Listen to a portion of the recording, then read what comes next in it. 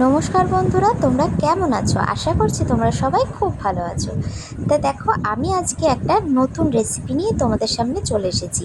হ্যাঁ, আজকে রান্না করব হচ্ছে ইডলির ডাঁটা, বা অনেকে এটাকে বাঙাল ডাঁটাও বলে, বা আবার অনেকে শাকের ডাঁটাও বলে থাকে, সাদা শাকের ডাঁটা। তা দেখো, এর জন্য আমি এখানে ডাঁটাগুলোকে ছোট ছোট টুকরো করে নিয়েছি, আর তার সাথে সবজি হিসেবে দিচ্ছি হচ্ছে আলু, পটল, কুমড়ো, বেগুন আর একটু ঝিঙে। আর পেঁপে ছিল ঘরে, সে পেঁপেটাও কেটে দিয়েছি। তা এর জন্য আমি এখানে কড়াইতে তেল গরম করে নিয়েছি, আর তার আগে সবজিটা ভালো করে ধুয়ে নিয়েছি পরিষ্কার করে, এবং এই তেলটা ফোড়ন দিচ্ছি হচ্ছে তেলের মধ্যে শুকনো লঙ্কা আর হচ্ছে পাঁচ ফোড়ন।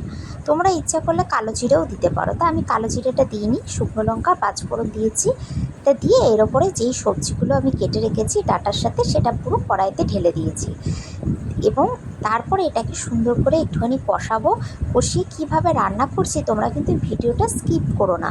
স্কিপ না করলে বুঝতে পারবে আমি কিভাবে রান্নাটা করছি, এবং তোমরা এইভাবে ঘরে ট্রাই করবে, দেখবা খুব সুন্দর খেতে লাগবে। তো দেখো, আমি পরিমাণ মতো নুন আর একটু স্বাদ মতো চিনি আর হলুদ দিয়ে নিচ্ছি। তোমরা এর মধ্যে কোনো মশলা যদি অ্যাড করতে পারো করতে পারো, কিন্তু আমি কোনো মশলা দিইনি, আমি শুধু নুন হলুদ মিষ্টি দিয়েই করছি। এবং যারা যারা মিষ্টি খাও না তারা মিষ্টিটাকে মানে চিনিটাকে স্কিপ করতে পারো, তাতে কোনো প্রবলেম হবে না। কিন্তু চচ্চড়ি বা কোনো তরকারিতে সামান্য যদি একটু চিনি দাও না, তার টেস্টই দেখবা আলাদা হয়। আর রান্নার সবসময় স্বাদ নির্ভর করছে তার কষানোর উপর। তোমরা যদি কোনো রান্না করার সময় সেটাকে খুব সুন্দর করে কষাও, তাহলে দেখবা তার টেস্টই আলাদা হবে, মানে তার স্বাদটাই পুরো বদলে যাবে। তো দেখো, আমি এখানে নুন হলুদ মিষ্টি দিয়ে ভালো করে কষিয়ে নিচ্ছি, এবং ভালো করে যতবার আমি এটাকে কষাবো ততবার আমি এটাকে ঢাকা দিয়ে দিয়ে কষাবো। তা দেখো, এখানে ভালো করে আমি কড়াইতে এই সবজিটাকে নাড়াচাড়া করে একটু ঢেকে দিলাম, যাতে ওটা ভেতরে হালকা হালকা মজে যায় এবং সেদ্ধ হয়ে যায়।